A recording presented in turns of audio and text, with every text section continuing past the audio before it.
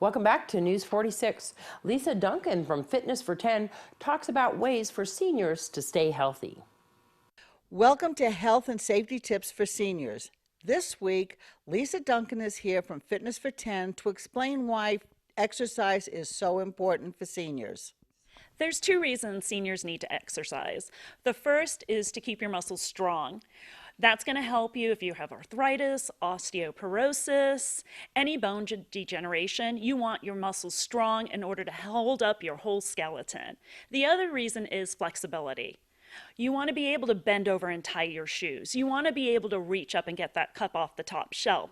Without that flexibility, you're going to start really seeing your limitations. And those are the two big reasons why you want to keep working out. Keep those muscles strong and keep up with that flexibility. Are there things that seniors should not do when it comes to exercising? Don't think you're 25 years old anymore. You're not. Your body's not going to be able to do what it did years and years ago. So know what it can do. Don't push yourself to the point where you injure yourself. And that goes for anybody. Because once you injure yourself, you stop working out, and then you get into that sedentary mode. So always be working out. Just think you're going to use lighter weights, and you're just not going to be as fast as you once were. You're not going to develop that muscle you could once, but that's okay, as long as you're focusing on keeping yourself healthy and fit. That's the important thing. Thank you, Lisa Duncan from Fitness for 10. This is Tanya Brum reporting for KPVM News 46. We continue our conversation from last week with downtown Michael Brown from Sha-Na-Na regarding melanoma. With an unseasonably warm winter and spring right around the corner, it's time to change out the winter clothing for shorts and tank tops. This week, in part 2 of our Community Pulse series, we talk with Michael Brown about the dangers of skin cancer. Absolutely. In fact, melanoma is one of the leading cancer killers of women from age 25 to 29 years old. And from 30 to 35, I think it is the second most common cancer killer of women, second to breast. You're more likely to get melanoma skin cancer than any other cancer in your teens. So it's a very scary and epidemic disease, that's happening.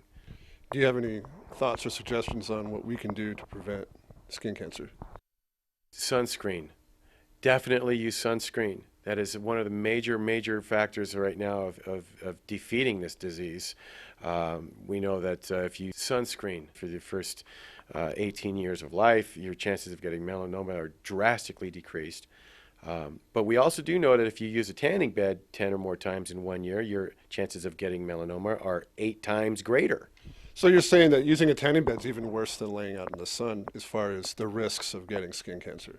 Well, they're both pretty bad, but I like to tell my students this when I teach them, is that how far away is the sun and how far away are those lamps when you're in that, well, as I call it, coffins? Makes sense to me. Absolutely. It's you don't have to be a scientist to figure this one out.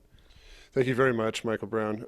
And again, can you tell us the website and your information one more time? It's www.amandasmessage.com. And if you also want to see a little bit of me and my shows, you can also go to shanana.com. Thank you very much.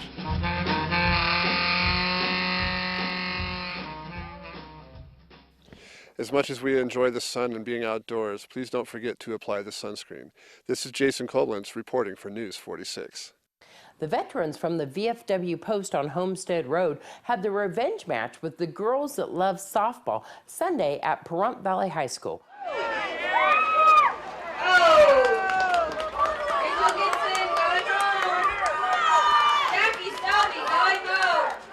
Today we are at the PVHS High School softball field to watch the VFW Men's Auxiliary play Girls Who Love Softball in the second annual Batting 1000 charity event for the VFW Men's Auxiliary. What is this a fundraiser for? It is for the Men's Auxiliary and also for the PVHS girls softball team. Are these girls from the PVHS girls softball team? They are. Most of them, I believe, are high school softball players, but that's not that you have to be of high school age, female, to be able to play in this particular charity event. The jokes have been running rampant out there. Tell me a little bit about that. Yes, well, since there is such an age difference between the two teams, there's some joking going on between the two teams regarding dentures and prune juice, and I think there were some adult diapers brought out at one point. So yes, they keep it fun. Wheelchairs too, I saw. Wheelchairs, yes, and walkers as well, yes. So this you guys have been doing, I think, 2 years now? Yes, this is our second year. Last year it was a very successful event, so we wanted to kind of keep it going.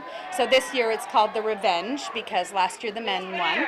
So this year the girls right now look like they're winning. We're almost done, so it looks like they are winning, and hopefully they will get the revenge. So It's been kind of going back and forth, hasn't it? The girls really been has. Yes, I don't know. I don't know if it's been intentional, but yeah, the guys have really stepped up though this year. They look like they're really trying to win. You'll keep us posted for next year. Absolutely, we will. And the winners of the match were the girls that love softball. The score was 14-10. The saga continues next year. We'll return in just a moment with your weather.